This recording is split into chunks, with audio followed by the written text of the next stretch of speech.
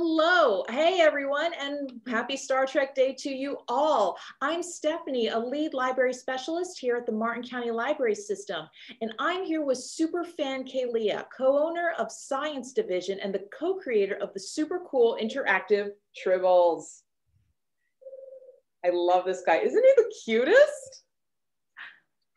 So today we're going to talk about how she and her husband Jay came up with the idea to make the Tribbles, how they did it, and how they got licensed by CBS as an official collectible. And of course, talk some Star Trek along the way. Before I begin, I'd like to thank the Friends of the Martin County Library System for sponsoring this event, without whom this would not be possible. Thank you so much for joining us today, Kalia. Thank you so much for having me. This is going to be a blast. I know, I'm so excited about this. So for our viewers who don't know, what exactly are Tribbles? Okay, so Tribbles have actually been in almost every version of Star Trek that has ever been made. And they're, so popular with the fans that even with Discovery, they were in short treks. They're just in every version of Star Trek because they kind of have to be at this point. But they are these delightful balls of fluff. This is actually pretty large compared to some of them that you see on the TV show. So they were originally in the original series, and just these adorable little balls of fluff that make these tranquilizing, nice little cooing sounds, unless they detect a Klingon. And when they do that, then they scream at them. Which my family always thought was funny because my dad always said I was a Klingon, and then here I am, the person who, made Tribbles. But that's kind of the gist. Awesome. They do reproduce. Ours don't reproduce all the time, but one of the things about Tribbles is that they reproduce really, really quickly, and so that becomes part of the plot of the original series episode.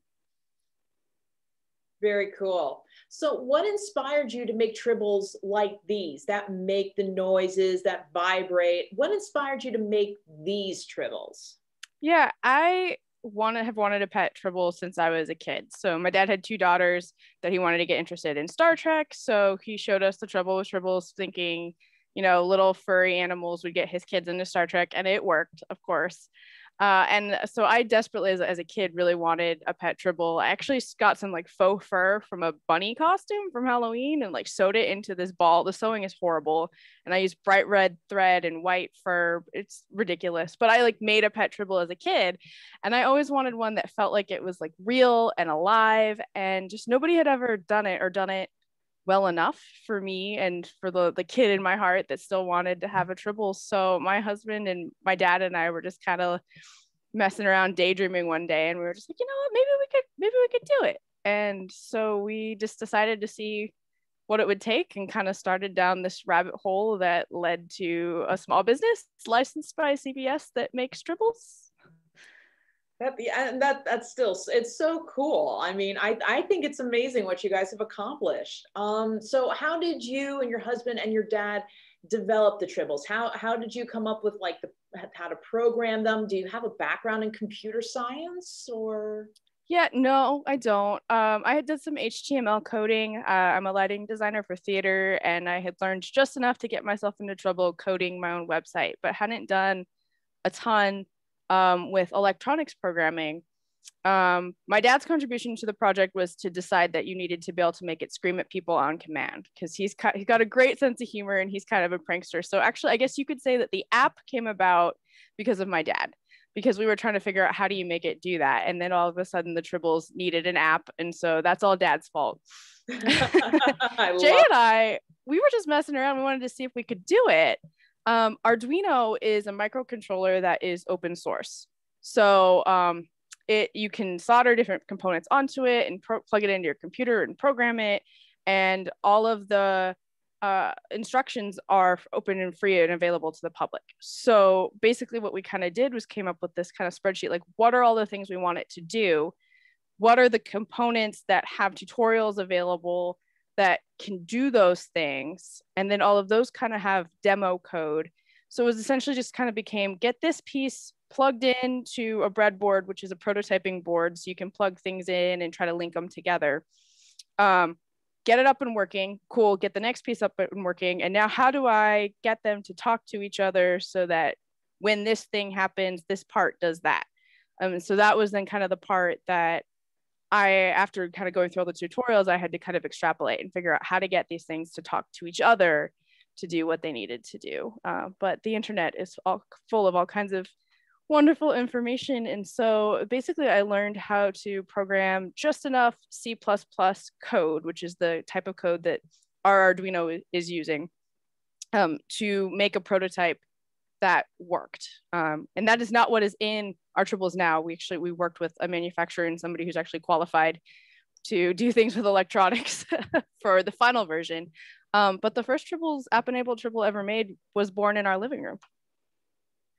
That's so cool. I remember reading on your website that all the components were like on your coffee table, and you had to step over them because there were so many in the living room.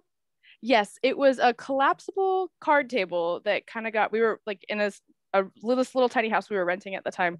And so by the time you added the card table into the living room, there was nothing else. So you kind of had to to get into the living room, you had to crawl over the card table to then try to sit on the couch and watch TV, which we weren't doing anyway, because I would get home from work and be like, I gotta play with a Tribble.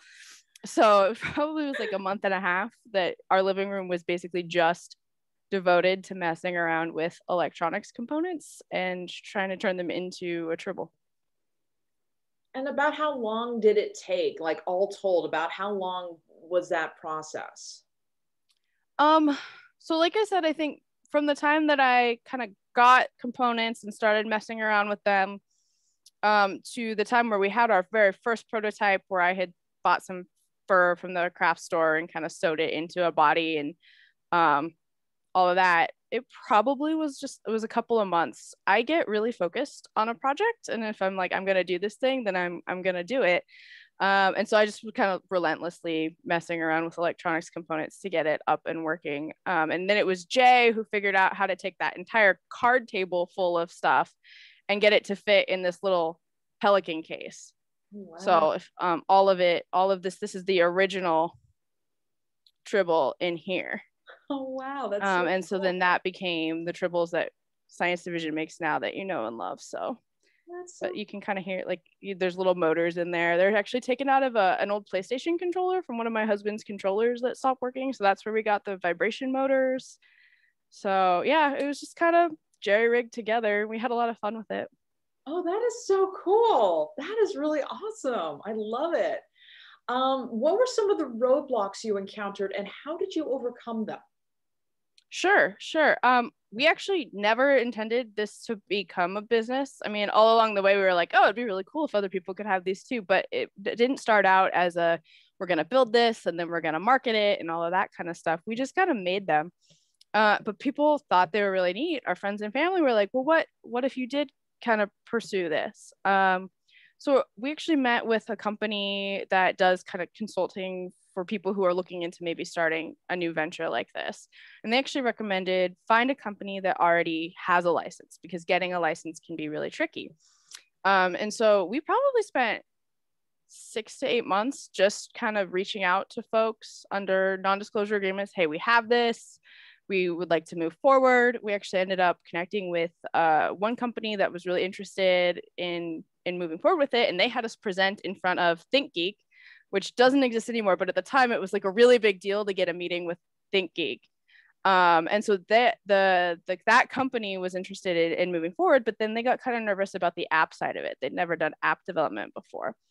So it was probably about a year that we were in talks with them. And then they kind of went, oh, and we had met with them, with the licensing director at CBS, who met one of our Tribbles, one of our prototypes, and absolutely loved it. It was one of the wild moments of your life when you're like, I just got invited to Tapas with the licensing director from CBS. And then I was like, I have no idea how to order Tapas. I don't know what I'm supposed to do with myself. But we made it through, and she loved the Tribble. And so we were all set to go. And then this company decided, for good reason, apps are scary. It's a whole other world if it's not something that you do. They said, we at this time aren't interested in pursuing that. And so when the licensing director found out, she was like, well, what if you as Jay and Kalia just did it? I will give you the license. And so essentially, I think it was just because that particular licensing director loved what we had done and loved our story, we got an offer that we never in a million years should have gotten, which was, hey, you want to just start a small business and, you know, manufacture tribbles? And you say yes to that. Absolutely. And so do you manufacture them out of your home? No, no. We actually have a manufacturer in China that does make them, and they go through all of the correct product testing. There are all kinds of regulations. I had no idea all of the different tests and stages and everything that you have to go through. So our tribbles are tested to be safe for every single age. Like you can hand it to anybody, and it has passed all of the tests for US and Canada, which is where our license is, to make sure that the electronics are safe, to make sure that the fur is safe, to make sure it passes flammability. There's this crazy list of stuff that just as a consumer, I didn't really think about. But as a manufacturer, you have to. But we were very much a part of the development process. So basically, all of the code that's in the Tribble is based off of pages and pages of detailed spreadsheets that I put together with, here are my algorithms that I designed, here are my sound files that I cleaned up. So everything that you get when you get your Tribble is based off of the code that I wrote for the original prototype. That's really incredible. And I'd like to take a moment just to point out that we do have Arduino boards in the library system. I believe they're at the Indiantown, the Lati branch. And we do have robotics programs that we work with. So anyone would be more than happy to help any of our viewers who are interested in that. Just reach out to us and we'd be more than happy to get you set up. Maybe you can, who knows, maybe you'll make something similar. That would be so cool. Kind of on that note, what advice would you have for other super fans like yourself who would want to develop their own projects like this? What sort of advice would you give them? Yeah, I would say I don't know necessarily what the world of licensing is like for someone coming from our position at the moment. CBS and Viacom recently merged. And so that whole kind of like licensing situation is a little bit up in the air. That's not to say it's not possible. I do think that probably pursuing that, like finding somebody who already has a license, we met all kinds of people in the industry who have done what we did. Whether it was just people who did toys or people who actually helped us like make the barcodes that we needed to make. There are tons and tons of people who do whatever it is that you are interested in doing. And we were blown away by how many of them are willing to share information for free just because they think it's cool that you want to do it too. So that would be my first thing. Like first of all, make whatever it is because you love it and make it the way you want it to be. You know, like if you're a super fan and you're making something, it's because there isn't already something that satisfies whatever it is in you that you're looking for. And so make it to be that. Make it for yourself. And then you can start reaching out to people, you know, figure out where you want to go from there and start finding people who know how to get where you want to be. Because we would not be here at all without probably 50 other people who gave us advice along the way. We found our manufacturer from somebody who really highly recommended them. So we knew we were working with a good company. So really just reaching out to other people and using any resource you can get your hands on. Very good advice. Very cool. And of course, because today is Star Trek Day, we do have to ask some Star Trek questions. No trivia, it's just for fun. Who is your favorite captain? I think I would have to say Picard, although Deep Space Nine is my favorite series, and I love Cisco as well. That was actually going to be one of my next questions was, what's your favorite series? Right. Well, and that one is twofold because, I mean, I grew up on TOS. So, like, the beloved series that really has a place in my heart is the original series. Like, there would be no other Star Trek for me without that. Yeah. But I think the best Star Trek is Deep Space Nine. As a theater maker, storyteller, I just really go for shows that have an important message. And I think Deep Space Nine tackled social issues in a way that was amazing storytelling and was really ahead of its time in terms of the types of content and stories that they were willing to tell. Very cool. What's your favorite ship? I'm gonna have to go with just the original 1701. It kind of goes back. I'm not really, you're not gonna believe me because my back wall here is full of ships. I love looking at ships. I know nothing about them. That is not my point of entry into Star Trek. My husband Jay knows way more about the various ships because his brain stores that information. For me, I'm kind of like, ooh, pretty, that looks cool, and I move on with my life. So I think my favorite is, it's just a nostalgia thing. It's the, original 1701. I've seen it a couple of times at the Smithsonian. I have my picture taken with her. I love that one side of the ship when you go to see her is the like movie star side that you saw on screen, and the other side is all open and wires because they only ever shot it from one side for the shooting model, and then if it went to fly the other direction, they just reversed the film. So wow, I had no idea. Yeah, so when they like refurbished it and redid it and everything a few years ago with this like the utmost care, they left it that way so you can see both sides when you walk around the ship. Oh, that is so cool. Today I learned something. Wow, that's so cool. And what is your favorite alien other than the Tribbles? I mentioned that my dad has always said that I'm a Klingon. I love, which is funny because that was based on TOS, and the TOS Klingons are not really my thing. I love the culture of the Klingons that are developed later on. I love that you can be this like crazy hot-headed warrior race that also loves poetry and opera. And so I think it was really just kind of with all of the background that they got into with Worf, and Martok is my favorite Klingon of all of the Klingons. So I guess it kind of goes back to my love of Deep Space Nine as well, is that storyline in Deep Space Nine is what has like really made Klingons my favorite. I love that line. You haven't heard Shakespeare until you've heard it in the original Klingon. Yes. Which actually, Jay bought me Hamlet translated to Klingon as a present because, like I said, we're theater nerds. And so as soon as he heard that line, he was like, well, now you must have Shakespeare in Klingon. So that's incredible. Oh man, props to Jay. That must, oh my gosh. I would love to hear Star Trek. I mean, Shakespeare in the original Klingon. Also, Jay, I don't know if you probably can see it now. This is the Sword of Kalis, but Jay made it for me. It is scaled in our drafting software for theater to a Klingon my height. So it's much smaller than the original Sword of Kalis because I'm very short. But this is my Sword of Kalia. I love it. Oh my gosh, that is so cool. Yeah, he did an amazing job. Oh, that is amazing. Just a couple little other questions. They're kind of side questions, but because I'm I work in a library, I do have to ask some library questions. So what is your earliest memory of the library? Oh man, the library was just a magical place for us as kids. Like you get excited to go out and do fun things, like go see a movie or whatever. My sister and I loved going to the library. And looking back, I'm now convinced that my mom would just take us there to entertain ourselves for an hour or two because then she didn't have to deal with us. Same. But I just remember like getting on the library computers and just searching for random topics. Like I'd search for like dinosaurs, and that was how I found. It was a series of chapter books about dinosaurs that I read as a kid. I think it was Dinotopia, which originally is an illustrated book that it turns out Jay loved as a kid, which I found out later, but they also made chapter books out of them.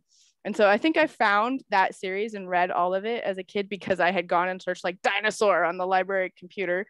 And so it was just like, we loved just going and hanging out and just discovering books. And I mean, we read like crazy, my sister and I. So we'd come home with a stack of them and we'd be done with all of them before it was time to take them back. Oh, that's so cool. That's awesome. What is your favorite book? Or if you don't have a favorite, what sort of things do you like to read? Yeah, I mean, right now I'm reading a whole lot of science fiction by BIPOC authors. So the Sci-Fi Sisters are a group on Facebook. It's a group of women who are promoting people of color and science fiction and that kind of stuff. And so recently I've been in their book club. So I've been reading a whole bunch of stuff through them that has been really, really fascinating. And I highly recommend going to their Facebook page, the Sci-Fi Sisters Book Club. Sci-Fi is SYFY. And checking out some of the books that they recommend. Growing up, I read a ton of like fiction and fantasy, but I also went through this whole period in my like younger childhood, which sounds weird. It's gonna sound weird. I read a ton of classics. So I went through and did like all like 20,000 Leagues Under the Sea. I was reading, you know, Moby Dick, like anything I could get my hands on that was way too big for me at the time. I was reading it because I just wanted to experience all of that. So I have this kind of like crazy mix of books that I love. I love experiencing, you know, I guess 20,000 Leagues Under the Sea would be classified as kind of a science fiction as well. So I guess you could say I was kind of, I didn't realize at the time I was a big science fiction reader. I guess I just thought it was kind of fiction that I was interested in. But I also read a ton of those like historical journals, where it's not actually a journal, but it's a fictional journal. But like you could read about like the story of this girl who went across the Oregon Trail, or a woman who worked in a mine city, or, you know, like all kinds of different journals like that. And I read a ton of those. So I guess I've really just a little bit of everything.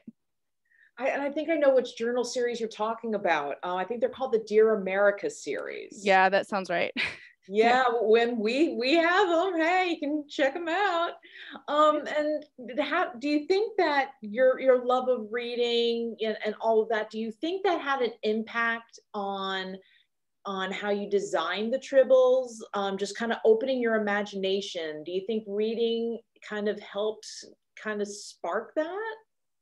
I think that the love of reading and the creation of the tribbles come from kind of the same interests, if that makes, like, one of the reasons that I love Star Trek, I mentioned, is the storytelling and, you know, telling stories that matter, making points about important social issues, different kind of stuff like that. And so I think that the curiosity and the imagination that comes with reading is similar to the curiosity and the imagination that is, you know, like, well, what if we tried to make a tribble?